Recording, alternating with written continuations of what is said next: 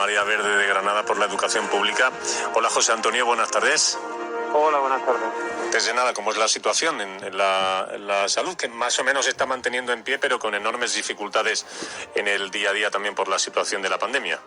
Sí, bueno, la situación ahora mismo es una situación delicada, es decir, los centros educativos están viviendo situaciones muy complejas, muy complicadas, porque entendemos que como desde el inicio de esta pandemia no se ha planificado el curso ni todos los retos que suponía este virus dentro de la aula, y así nos encontramos pues ahora pues con situaciones en institutos pues muy complicadas, con un gran número de profesorado. En ocasiones esto va por rachas, ¿no? Pasamos de 0 a 9, 10 profesores aislados de baja COVID, y con unas situaciones entre el resto de compañeros que tengan que cubrir guardias, que además no deben de mezclar grupos, pues francamente muy complejas, ¿no? Muy complejas. Y lo que más nos indigna de toda esta situación es que esta situación se veía venir. Es decir, si nosotros analizábamos, que era lo que decíamos ya a principios de septiembre, que analizando el caso de Israel, en el que no se llega al caso cero de contagio, inmediatamente se abren los centros educativos prácticamente con mascarilla y hidrogel, como se ha hecho aquí en Andalucía. Esto en mes y medio, 2 meses, suponía, por lo que ayer confirmó la experta en Big Data, Cristina Pechena, es que sobre todo los institutos son el principal foco ahora mismo donde se concentra el gran número de contagiados y contagiadas en todo el Estado, ¿no? Entonces, bueno, la situación es un poco esa, con el agravante de que además al personal de riesgo no se le está protegiendo y se le está sometiendo, por tanto, a una situación bastante complicada. Date cuenta que la hipótesis inicial con la que trabajábamos, que la que trabajaban los gobiernos, era conseguir la inmunidad colectiva protegiendo a los grupos de riesgo. Eso ni siquiera se ha hecho en educación, y tenemos a personal con EPOS, con hipertensión, con diabetes o con más de una de las patologías que es tan sensible al COVID, yendo a trabajar simplemente con una mascarilla quirúrgica, ¿no?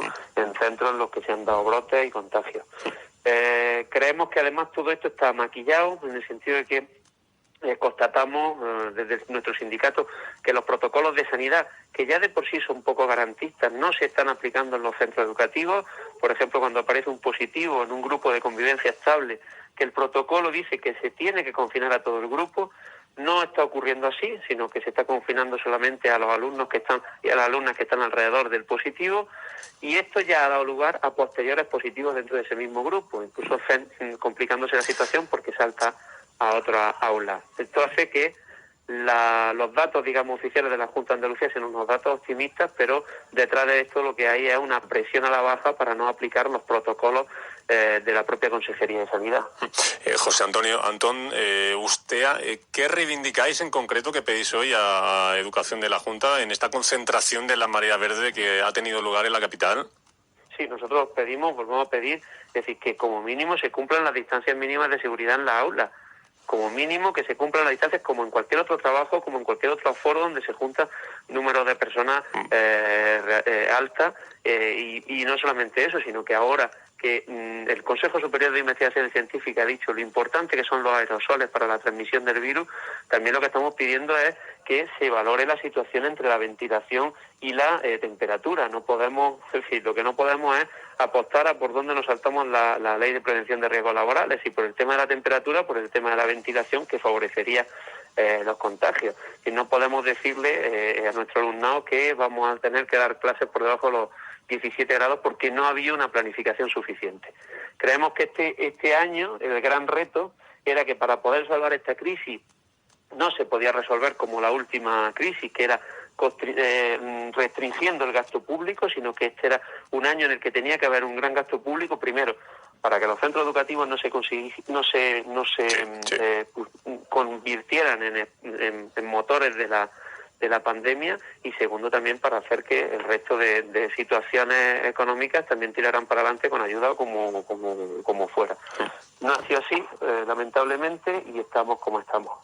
Le estaba escuchando atentamente, imagino, como nuestros oyentes y nuestras oyentes. Es verdad que lo de los espacios estanco es ciencia ficción ya a estas alturas en los centros educativos, con el aula matinal, con el aula de espera, con el comedor, con todo lo que está sucediendo dentro de cada centro educativo, con la imposibilidad del desdoble. Es imposible y es ciencia ficción entender que son espacios estancos. Es verdad que la situación de ahora en poco se parece a la que se pretendía o se creía que iba a haber, y estamos realizando todos en la comunidad educativa un permanente ejercicio de supervivencia y de improvisación. Cada mañana llegan los directores a los centros educativos a ver cómo estamos hoy, quién viene, quién no, este para acá, este para allá, y a repartir faena como si fuera el tajo en la construcción, en la obra, levantando un edificio. Y para vosotros, que esto es el mensaje que la Junta de Andalucía pues se está jactando de repetir una y otra vez. Los centros educativos, dice la Junta de Andalucía, son espacios seguros. ¿Vosotros estáis de acuerdo con esto? Para nada, es decir, no estamos de acuerdo. Es decir, ellos date cuenta que los únicos datos que aportan son el de aulas cerradas y el de centros cerrados. Nosotros hemos verificado que no se están cumpliendo los protocolos desde hace prácticamente 4 semanas. Eso da lugar, no se están cumpliendo los protocolos para no cerrar aulas cuando habría que cerrarlas. Claro, así te salen los datos estupendamente, pero esos datos son una ficción. El dato verdadero, el dato que se han negado a darnos, el dato que nos daban en la delegación de Granada hasta el 26 de noviembre, es el dato de personas que han dado positivo, separadas entre alumnado y profesorado. Ese dato que estaba creciendo exponencialmente, a partir del 26 de noviembre dejan de dárnoslo. Ese es el dato real que hay que comparar con los datos, digamos, de infección a nivel comunitario, incluso que compararlo con el número de aulas cerradas. Fíjate que nosotros desde aquí, desde Granada, sí hemos hecho ese ejercicio, hemos comparado la evolución de las aulas cerradas con la evolución de infectados activos en la provincia. Y mientras que los infectados activos en nuestra provincia aumenta de forma exponencial, lo que ocurre con el número de aulas cerradas desde el 22 de octubre, desde el 22 del mes pasado, es que disminuye. Eso es un auténtico sinsentido y eso pone la ridiculez del intento de maquillaje que están haciendo desde las autoridades. Yo creo que creemos que nos deben de decir la verdad y que entre todos debemos hacer una reflexión de qué es lo que hacemos ahora con esta situación que bajo nuestro punto de vista es alarmante. Concentración de la Marea Verde esta mañana en la capital por la educación pública. José Antonio Antón, delegado sindical de Ustea, un abrazo muy grande a todo el sector. Ánimos y gracias. Muchas gracias a vosotros siempre. Hasta luego. Hoy por hoy Granada.